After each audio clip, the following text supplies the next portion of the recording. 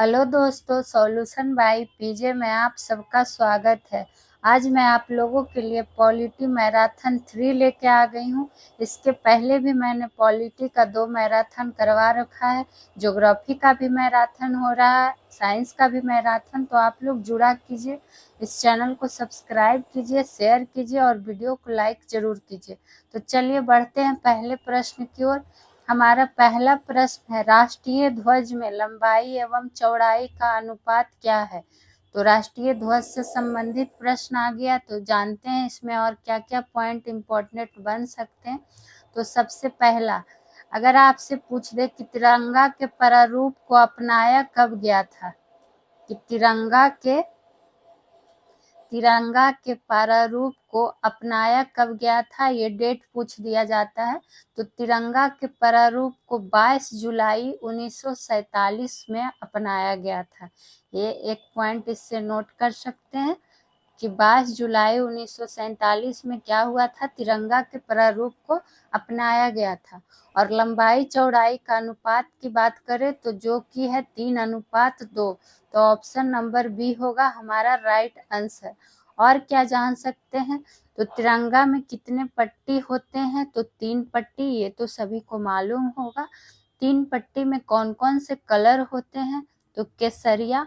और पूछ लिया जाता है कि केसरिया रंग किस चीज का प्रतीक है, तो ये सब प्रश्न आते हैं। तो केसरिया रंग है जो जागृति, शौर्य, त्याग का प्रतीक है।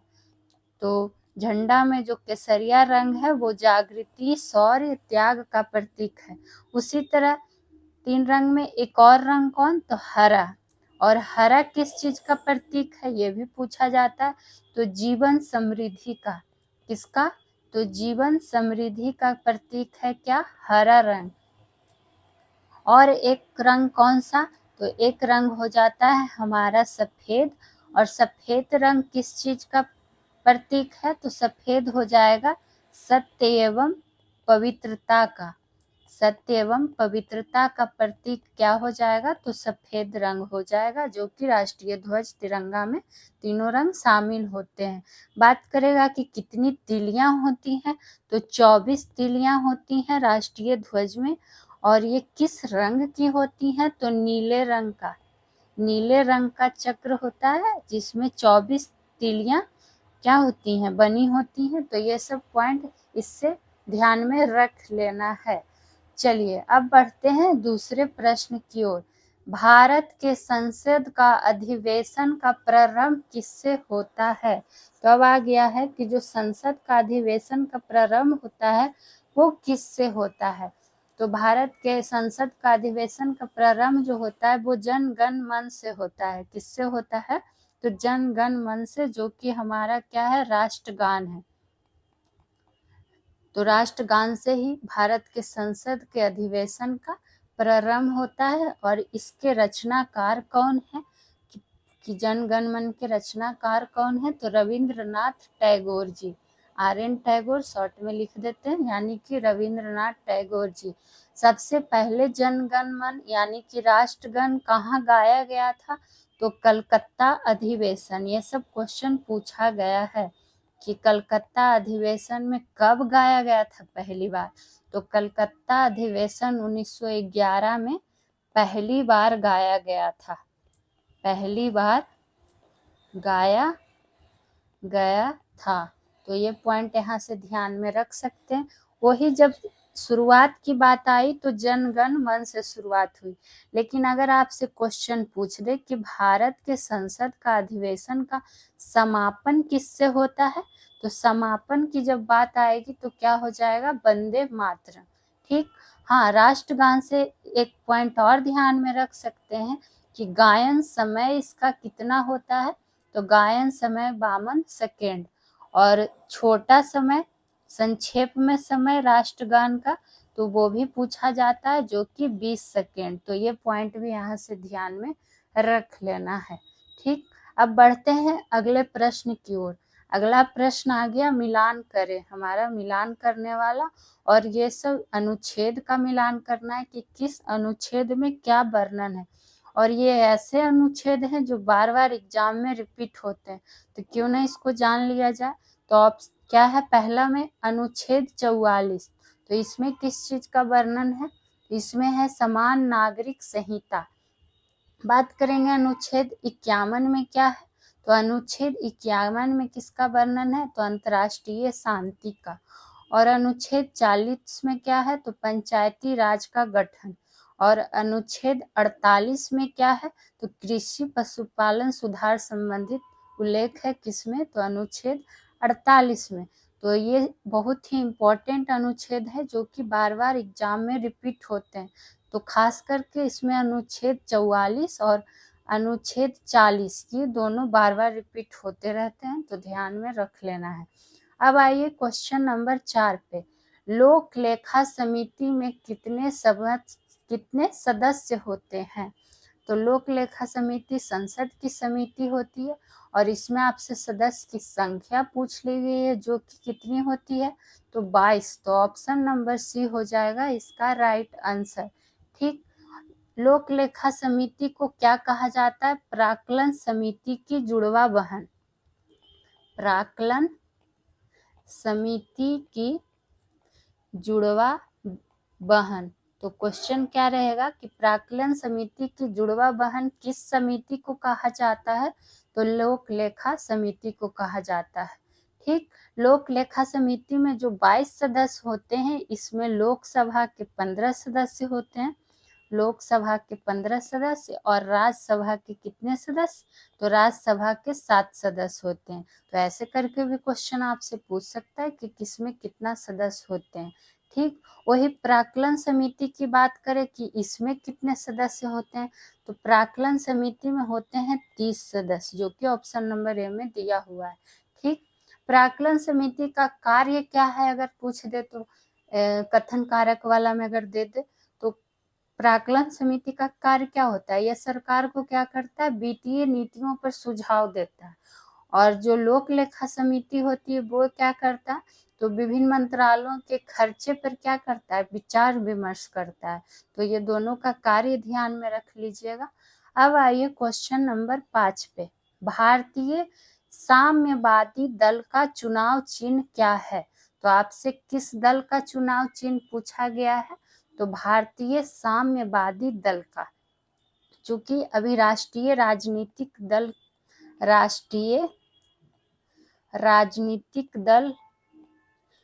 दल की कुल संख्या कितनी है, ये भी पूछा जाता है कि राष्ट्रीय राजनीतिक दल की संख्या अभी कितनी है, तो 8 है। ये चीज ध्यान में रख लीजिएगा कि कुल संख्या कितनी है, तो 8 है। तो ऑप्शन ए है कमल। तो कमल किस दल का चुनाव चिन्ह है? तो ये है किसका? भारतीय जनता पार्टी का, जिसकी केंद्र में अभी क्या है? सरकार है। तो भारतीय जनता पार्टी की क्या हो जाएगा? कमल। उसी तरह पंजा किसका है? तो भारतीय राष्ट्रीय कांग्रेस का। भारतीय राष्ट्रीय कांग्रेस का अगर पूछे चुनाव चिन्ह क्या है, तो पंजा। हसिया एवं बाली किसका है? तो हसिया एवं बाली ही है जो किसका चुनाव चिन्ह है, तो भारतीय साम्यवादी दल का। उसी तरह हसिया, हथौड़ा और एवं तारा, तो ये किसका चुनाव चिन्ह हो जाता है? ये होता है मार्क्सवादी साम्यवादी दल का। ठीक। सिर्फ साम्यवादी, भारतीय साम्यवादी दल रहेगा तो क्या हो जाएगा? हसिया एवं बाली। लेकिन यही मार्क्सवादी साम्यवादी दल हो जाएगा तो हसिया, हथौड़ा एवं तारा। तो ये सब पॉइंट छोटा छोटा है लेकिन आपको ध्यान में रखना है क्योंकि ये सब एग्जाम में आते रहते हैं। अब आइए क्वेश्चन नंबर 6 पे। किस अधिनियम के तहत कंपनी का एकाधिकार यानी कि व्यापारिक रूप से एकाधिकार पूर्णतः समाप्त कर दिया गया था? तो ये किस अधिनियम के तहत हुआ था? ये हुआ था 1833 का अधिनियम के तहत, जो कि है ऑप्शन नंबर बी। इस अधिनियम से और क्या पॉइंट ध्यान में रख सकते हैं? 1833 का अधिनियम से इसी अधिनियम के तहत क्या हुआ था कि बंगाल के गवर्नर जनरल को, किसको?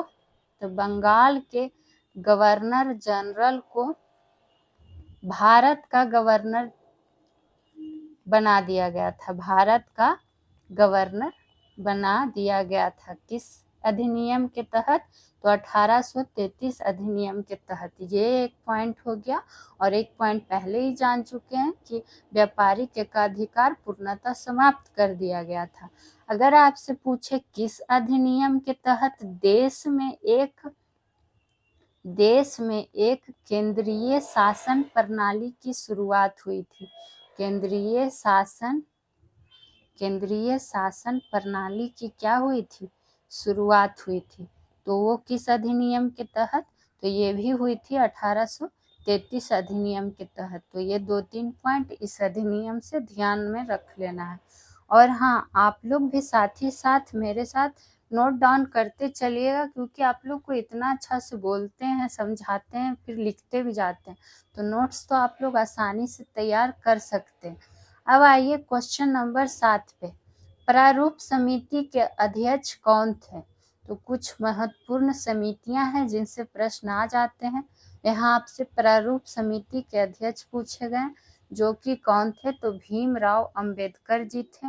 और भीमराव अंबेडकर जी ही किसके समिति या ड्राफ्ट कमेटी, इंग्लिश में क्या लिख देगा कभी कभी आपको, ड्राफ्ट कमेटी के अध्यक्ष कौन थे या फिर प्रारूप समिति के अध्यक्ष कौन थे? तो भीमराव अंबेडकर। वही अगर आपसे पूछ दे कि संविधान का प्रारूप तैयार कौन किया था, तो वो कौन किए थे? BN राव। तो संविधान का सलाहकार भी इनको कहा जाता है। और ये प्रारूप भी तैयार किए थे कौन? तो BN राव। और कब प्रारूप तैयार किए थे, ये ईस्वी भी पूछा जाता है। तो अक्टूबर 1947 में क्या हुआ था? प्रारूप तैयार किए थे। बात करेंगे, अगर आपसे पूछ दे कि संविधान में प्रारूप पर बहस कितना दिन हुआ था? संविधान में प्रारूप पर बहस का दिन पूछ दिया जाता है कि प्रारूप पर बहस कितने दिनों तक चला था। तब कितने दिनों तक चला था? तो 114 दिनों तक बहस चला था। तो ये पॉइंट ध्यान में रख सकते हैं। अगर आपसे पूछ दे कि प्रारूप समिति का गठन कब हुआ था? प्रारूप समिति का गठन कब हुआ था? तो गठन कब हुआ था? 29 अगस्त 1947 को।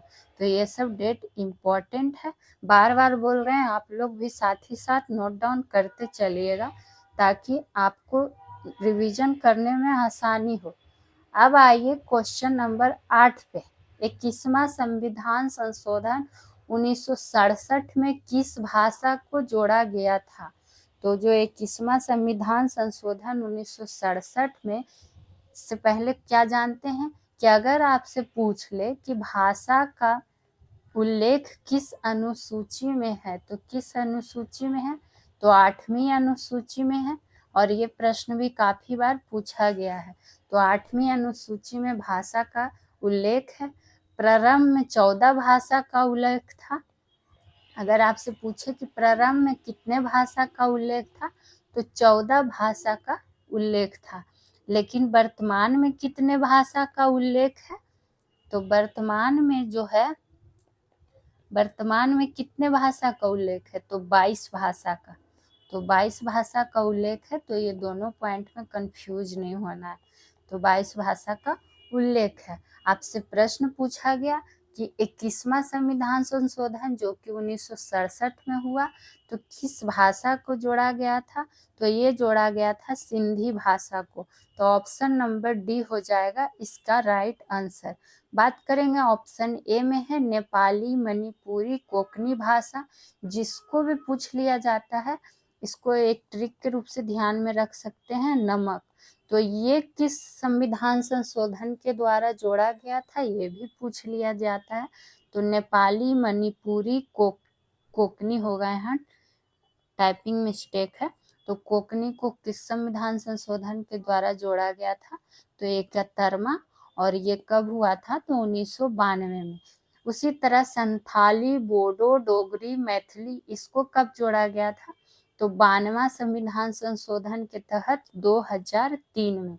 तो ये सब सारा भाषा से संबंधित प्रश्न है जो कि इम्पोर्टेंट है, तो इस सबको ध्यान में रख लीजिएगा। अब आइए क्वेश्चन नंबर 9 पे। बलवंत राय मेहता समिति का गठन वर्ष क्या है? तो पंचायती राज के लिए कुछ गठित समिति है जिसका गठन वर्ष पूछा जाता है एग्जाम में। यहाँ बलवंत राय मेहता समिति है जो कि पंचायती राज की कैसी व्यवस्था वाली समिति थी, ये पूछ लिया जाता है आपसे प्रश्न। तो ये थी त्रिस्तरीय व्यवस्था वाली समिति या त्रिस्तरीय व्यवस्था वाली पंचायती राज थी। कौन? तो बलवंत राय मेहता समिति, जिसका गठन वर्ष है 1957। तो ऑप्शन नंबर ए हो जाएगा राइट आंसर। उसी तरह 1977 में किस समिति का गठन हुआ था? तो अशोक मेहता समिति। किसका? अशोक मेहता समिति। और ये कैसी व्यवस्था वाली समिति थी? तो ये द्विस्तरीय व्यवस्था वाली समिति थी। ठीक। 1986 में कौन सी समिति का गठन हुआ था? तो 1986 में हुआ था एल.एम. सिंघवी समिति का गठन। किसका? एल.एम. सिंघवी समिति का गठन वर्ष क्या हो जाएगा? 1986। बात करेंगे 1985 का क्या हो जाएगा? कौन सी समिति का गठन? तो पी.बी.के. रॉय समिति। हो सकता है ऐसा क्वेश्चन आपको मिलान के रूप में दे दे कि कौन सा समिति का क्या है गठन वर्ष, मिलान करें, तो आप किसी भी रूप से इसको ध्यान में रख सकते हैं।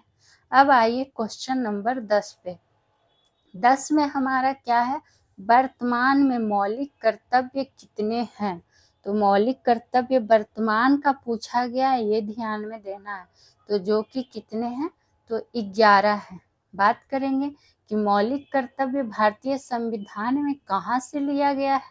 तो ये आपका कहाँ से लिया गया है? रूस से लिया गया है। ठीक। मौलिक कर्तव्य की बात करें तो किस भाग में इसका वर्णन है? तो भाग 4 का क में क्या मिलता है? मौलिक कर्तव्य। अनुच्छेद पूछ ले कि किस अनुच्छेद में इसका वर्णन है? तो अनुच्छेद 51 का क में मिलता है या फिर ए रहेगा, तो ये जान लेंगे। वही अगर आपसे पूछा जाता है क्या प्रश्न कि मूल कर्तव्य किस पे मूल कर्तव्य किस पे लागू होते हैं, तो ध्यान रखिएगा कि जो मूल कर्तव्य या मौलिक कर्तव्य हैं वो सिर्फ नागरिकों पर ही लागू होते हैं। ठीक। बात करेंगे 11वां संविधान क्या हुआ था? जो 11 मौलिक कर्तव्य जुड़ा था, ये कब जुटा था, ये पूछ लिया जाता है। तो 86वां संविधान संशोधन 2002 के तहत 11वां मौलिक कर्तव्य जोड़ा गया था, जिसमें क्या था कि 6 से 14 वर्ष के बच्चे को क्या हो, शिक्षा प्रदान किया जाए। तो ये पॉइंट इसमें ध्यान में रखना है।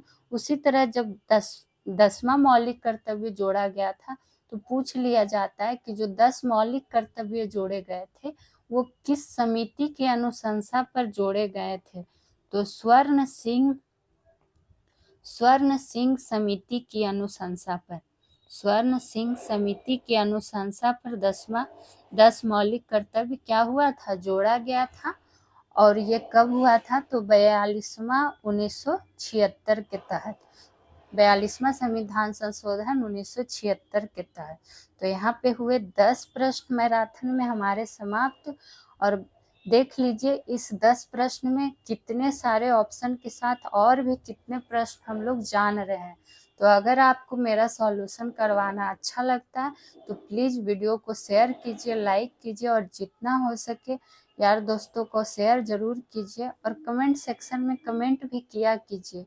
अब आइए क्वेश्चन नंबर 11 पे।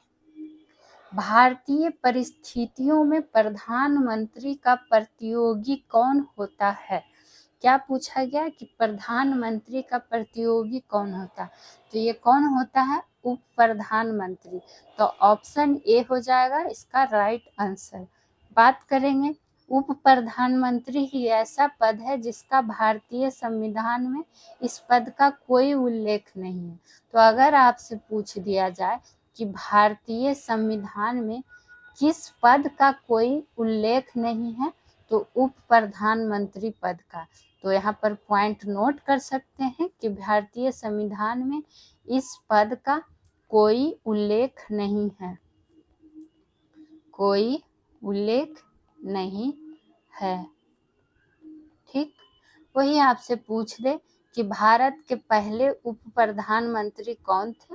तो भारत के पहले उप प्रधानमंत्री कौन थे? पहले उप प्रधानमंत्री, तो जो पहले उप प्रधानमंत्री थे वो कौन थे? तो सरदार वल्लभ भाई पटेल। सरदार वल्लभ भाई पटेल जी थे जो भारत के पहले उप प्रधानमंत्री थे। गृह मंत्री भी थे, सूचना मंत्री भी, प्रसारण मंत्री भी ये थे।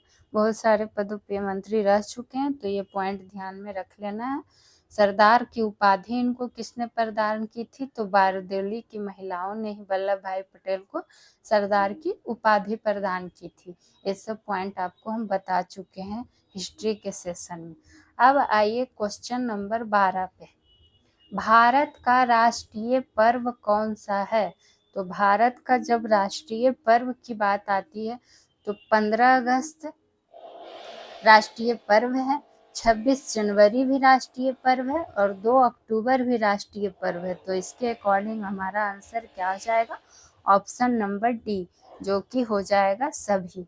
और इसके पहले मैंने आपको सब कुछ बताया है कि भारत का राष्ट्रीय चिन्ह क्या होगा, भारत का राष्ट्रीय सूचना पत्र क्या होगा, भारत का राष्ट्रीय वाक्य क्या होगा, A to Z आपको बताया गया है। तो इसलिए आपको प्रश्न बनता है यहाँ पर कि आप लोग को कमेंट सेक्शन में जवाब देना है कि भारत का राष्ट्रीय सूचना पत्र क्या है। सूचना पत्र क्या है? तो आप लोग इसका आंसर कमेंट सेक्शन में कीजिएगा।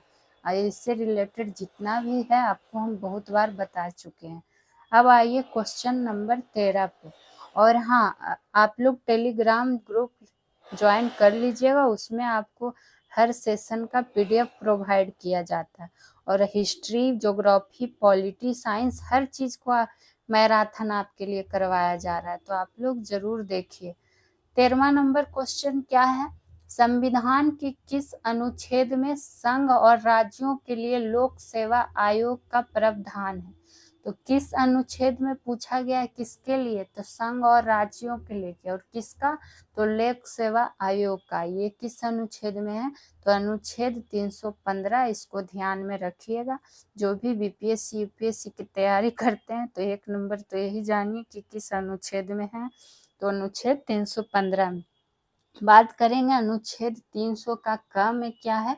तो ये मोस्ट इम्पॉर्टेंट अनुच्छेदों में से एक है जो कि एग्जाम में बार बार रिपीट होता है। तो पूछे कि संपत्ति का अधिकार एक कानूनी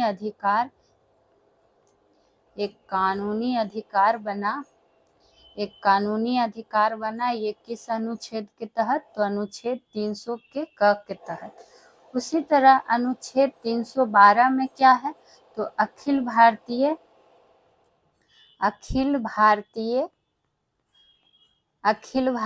सेवाओं की स्थापना का कौन सा अनुच्छेद में वर्णन है? तो अनुच्छेद 312 में। अनुच्छेद 324 किससे संबंधित है? तो ये आपका संबंधित किससे हो जाता है? तो निर्वाचन आयोग से संबंधित हो जाता है। तो ये इम्पोर्टेंट अनुच्छेद थे जिसको ध्यान में रखना है। अब बढ़ते हैं अगले प्रश्न 14वें की ओर, जो देखते हैं क्या है। भारत में किस नए राज्य के गठन की मंत्रिमंडल ने मंजूरी दी है 2014 में? ईस्वी क्या है? तो 2014। तो ये किसको मिला था? ये मिला था तेलंगाना राज्य को, जो कि 2 जून 2014 को मिला था। ठीक। और इसका हाल ही फिलहाल जून में, यानी कि 2 जून 2024 को 10वां स्थापना दिवस मनाया गया है। देख लीजिए 14 से 24 10 साल। तो 10वां स्थापना दिवस 2 जून 2024 में किस राज्य का मनाया गया है? तो तेलंगाना का मनाया गया है। अगर बात करेंगे तेलंगाना की राजधानी क्या है? तो तेलंगाना की राजधानी क्या हो जाएगी? हैदराबाद। और इसके CM वर्तमान में कौन है, यानी कि मुख्यमंत्री कौन है? तो रेवंत रेड्डी जी। कौन रेड्डी जी? तो रेवंत रेड्डी जी हैं जो इसके मुख्यमंत्री हैं।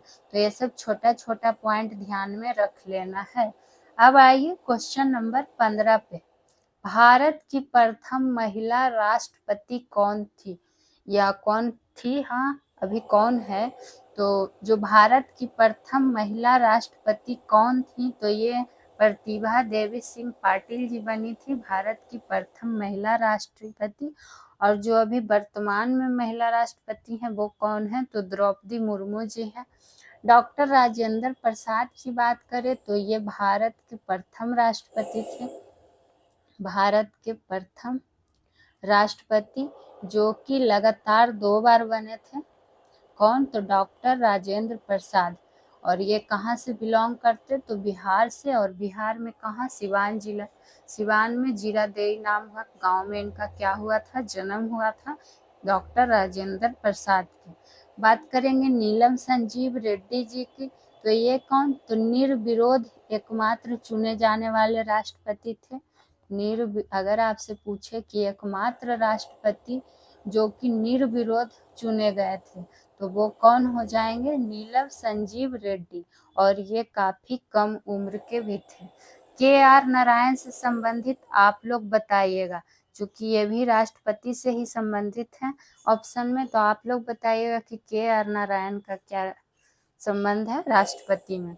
चलिए बढ़ते हैं 16वें प्रश्न की ओर।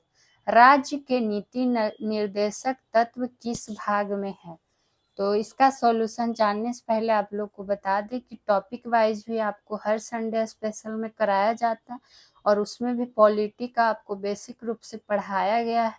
तो आप लोग जाके सारा वीडियो देखा कीजिए, तभी आप लोग का प्रैक्टिस और भी अच्छा होगा, रिवीजन करने में आपको आसानी होगी। तो देखिए, राज्य के नीति निर्देशक तत्व किस भाग में है, तो ये आपका किस भाग में है, तो भाग है 4, यानी कि ऑप्शन नंबर ए हो जाएगा इसका राइट आंसर। वही बात करें कि राज्य के नीति निर्देशक तत्व का अनुच्छेद क्या है, कहाँ से कहाँ तक वर्णन है, तो 36 से लेके 51 तक में नीति निर्देशक तत्व का वर्णन है। वही राज्य के नीति निर्देशक तत्व कहाँ से लिए गए हैं, ये क्वेश्चन भी काफी बार पूछा गया। तो ये कहाँ से लिया गया है, आयरलैंड से लिया गया है। आपसे ये पूछ दिया जाता है कि नीति निर्देशक तत्व को संविधान की मूल आत्मा किसने कहा था, तो ऐसे पॉइंट नोट करके इसमें लिख सकते हैं कि नीति निर्देशक तत्व को संविधान की मूल आत्मा, और ये मोस्ट इम्पॉर्टेंट पॉइंट में से एक है। तो नीति निर्देशक तत्व को संविधान की मूल आत्मा किसने कहा था, तो ग्रेनविल ऑस्टिन ने कहा था। किसने कहा था, तो ग्रेनविल ऑस्टिन ने कहा था। और ये सब प्रीवियस ईयर में भी पूछा हुआ क्वेश्चन है। तो आप लोगों के लिए यहाँ पे एकदम टॉप प्रश्नों का ही कलेक्शन लाया जाता है, और उससे और भी संबंधित क्या क्या प्रश्न बनते हैं वो ही आपको सॉल्यूशन करवाया जाता है। तो आप लोग नोट्स जरूर तैयार करते जाइए। अब आइए क्वेश्चन नंबर 17 पे। कार्य संचालन समिति के अध्यक्ष कौन थे, तो कुछ महत्वपूर्ण समिति हैं जिसके अध्यक्ष बार बार पूछे जाते हैं। तो जो कार्य संचालन समिति के अध्यक्ष थे वो थे के.एम. मुंशी। तो ऑप्शन नंबर ए होगा हमारा राइट आंसर। बात करेंगे डॉक्टर भीमराव अंबेडकर किस समिति के अध्यक्ष थे, तो अभी हम लोग इसके पहले पढ़ चुके हैं कि प्रारूप समिति के अध्यक्ष कौन थे, तो प्रारूप समिति के अध्यक्ष हो जाएंगे डॉक्टर भीमराव अंबेडकर। उसी तरह सरदार वल्लभ भाई पटेल जी किस समिति के अध्यक्ष थे, तो ये थे प्रांतीय संविधान समिति।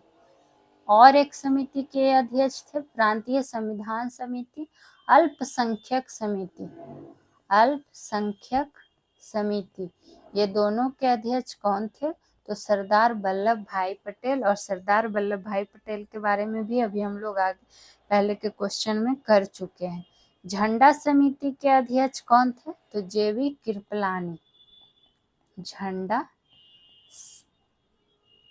झंडा समिति के अध्यक्ष पूछे जब आपसे कि झंडा समिति के अध्यक्ष कौन थे, तो जे.वी. कृपलानी। एक पॉइंट आपको यहाँ पर और ध्यान में रख लेना है कि अगर आपसे तदर्थ लगा दे तदर्थ झंडा समिति के अध्यक्ष कौन थे?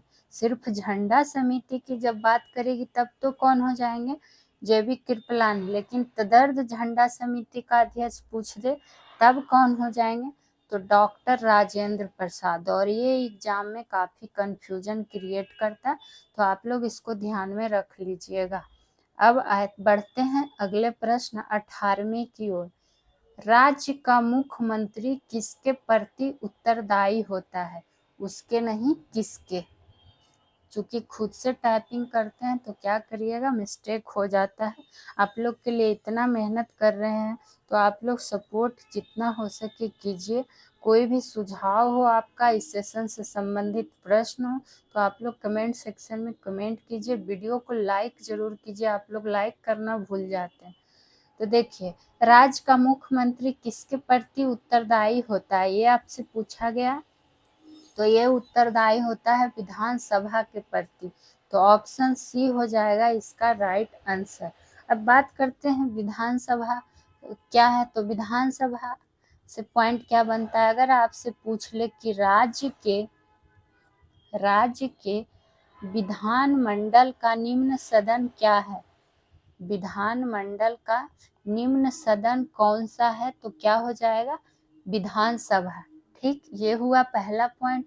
और राज्य का मुख्यमंत्री किसके प्रति उत्तरदायी होता है, तो ये हुआ हमारा दूसरा पॉइंट कि विधानसभा के प्रति। अगर वही आपसे पूछे कि विधानसभा का सदस्य बनने के लिए न्यूनतम आयु कितना होना चाहिए, तो विधानसभा का सदस्य बनने के लिए न्यूनतम आयु कितना होना चाहिए, तो 25 वर्ष। और इसके पहले वाले सेशन में आपको विधान परिषद से संबंधित प्रश्न हम सारा बता चुके हैं। यहाँ विधानसभा से संबंधित प्रश्न आपको बता रहे हैं। तो सदस्य बनने के लिए न्यूनतम आयु क्या हो जाएगा, 25 वर्ष। वही अगर आपसे पूछे कि इसका कार्यकाल कितना होता है, कार्यकाल कितने वर्ष का होता है, तो 5 वर्ष का होता है। ठीक, और विधानसभा अध्यक्ष का चुनाव कौन करते हैं, तो विधानसभा के सदस्य करते हैं। ये सब पॉइंट इसमें ध्यान में रखना है। बाकी जो भी इम्पोर्टेंट है आपको तो बताया ही जा रहा है। अब आइए क्वेश्चन नंबर 19 पे। परिसीमन आयोग का अध्यक्ष कौन होता है, तो आपसे यहाँ पूछ लिया गया है कि परिसीमन आयोग जिसका अध्यक्ष कौन होता है, तो ये अध्यक्ष कौन होता है, मुख्य निर्वाचन आयुक्त। तो ऑप्शन नंबर ए हो जाएगा हमारा राइट आंसर। अगर आपसे पूछ दे कि मुख्य निर्वाचन आयुक्त की नियुक्ति कौन करता है, तो इनकी नियुक्ति कौन करता है, ये प्रश्न पूछा गया है काफी बार। तो इनकी नियुक्ति राष्ट्रपति करते हैं। तो मुख्य निर्वाचन आयुक्त की नियुक्ति कौन करता है, तो राष्ट्रपति करता है। वही बात करेंगे कि मुख्य निर्वाचन आयुक्त अपना त्याग पत्र किसे सौंपता है, अपना त्याग पत्र किसे सौंपता है, तो ये राष्ट्रपति को ही सौंपता है। कौन, तो मुख्य निर्वाचन आयुक्त। और इसमें एक पॉइंट और है जो बार बार एग्जाम में पूछा जाता है, तो क्या कि भारत के प्रथम मुख्य चुनाव आयुक्त कौन थे, भारत के प्रथम मुख्य चुनाव आयुक्त कौन थे, तो ये कौन थे, सुकुमार सेन। आप लोग प्रीवियस ईयर सेट सॉल्व किया कीजिए तो आपको और भी इससे अच्छा होगा, क्वेश्चन आपका और भी बनेगा सेशन को रिवीजन करने के बाद। तो भारत के प्रथम मुख्य चुनाव आयुक्त कौन थे, सुकुमार सेन। और वर्तमान में कौन है, वर्तमान में मुख्य चुनाव आयुक्त कौन है, तो वर्तमान में है कौन, राजीव कुमार। तो अभी के लिए ये भी ध्यान में करंट अफेयर की दृष्टि से हो जाता है महत्वपूर्ण। तो ये था हमारा 19वां प्रश्न। अब बढ़ते हैं 20वें प्रश्न की ओर। भारत का संवैधानिक प्रधान नहीं, प्रधान होगा। ये टाइपिंग मिस्टेक है, इतना तो आप लोग समझदार हैं ही कि सुधार लीजिएगा। तो भारत का संवैधानिक प्रधान कौन होता है, तो ये होता है राष्ट्रपति।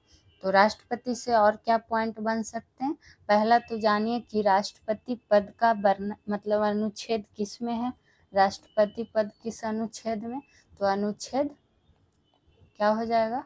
अनुच्छेद 52। ठीक। और क्या प्रश्न बनता है राष्ट्रपति से? सेनाओं का अगर पूछ दे कि सेनाओं का सर्वोच्च सेनापति कौन होता है, सेनाओं का सर्वोच्च सेनापति कौन होता है, तो कौन होता है? वो भी राष्ट्रपति ही होता है। राष्ट्रपति बनने के लिए न्यूनतम आयु कितनी होनी चाहिए, ये प्रश्न भी पूछा जाता है। तो न्यूनतम आयु कितनी वर्ष होनी चाहिए? 35 वर्ष होनी चाहिए। और वही बात करें कि राष्ट्रपति कितने बार मतलब बनने के लिए इस पद पर ये हो सकते हैं, निर्वाचित हो सकते हैं, तो अनगिनत बार, मतलब कि जितना बार चाहे आप क्या कर सकते हैं, राष्ट्रपति पद पर के लिए निर्वाचित हो सकते हैं। इसका कार्यकाल की बात करें तो कार्यकाल कितने वर्ष का होता है? तो 5 वर्ष का होता है। और क्या कहता है, इनको शपथ कौन दिलाता है? तो राष्ट्रपति को शपथ कौन दिलाता है? तो उच्चतम न्यायालय के मुख्य न्यायाधीश, उच्चतम न्यायालय के मुख्य न्यायाधीश। बाकी आपको और भी इससे जो भी पॉइंट बनते हैं हम आपको पहले भी बता चुके हैं, तो यहाँ पर जो था आपको बताया गया। तो इसी तरह का रेगुलर सेशन आपको मैराथन के रूप में मिलता रहेगा, क्योंकि प्रश्नों की संख्या तो 20 ही है, लेकिन चारों ऑप्शन से और क्या कहता है इतना लंबा सेशन हो जाता है आप लोगों के लिए। इसमें बहुत सारे प्रश्नों का कलेक्शन आपको मिल जाता है। तो आप लोग पूरा वीडियो देखा कीजिए, जितना हो सके चैनल को शेयर कीजिए, सब्सक्राइब कीजिए, लाइक कीजिए। फिर मिलेंगे किसी और विषय का सेशन लेके, मैराथन में मिलते हैं। तब तक के लिए खुश रहिए, मस्त रहिए, स्वस्थ रहिए। Thank you.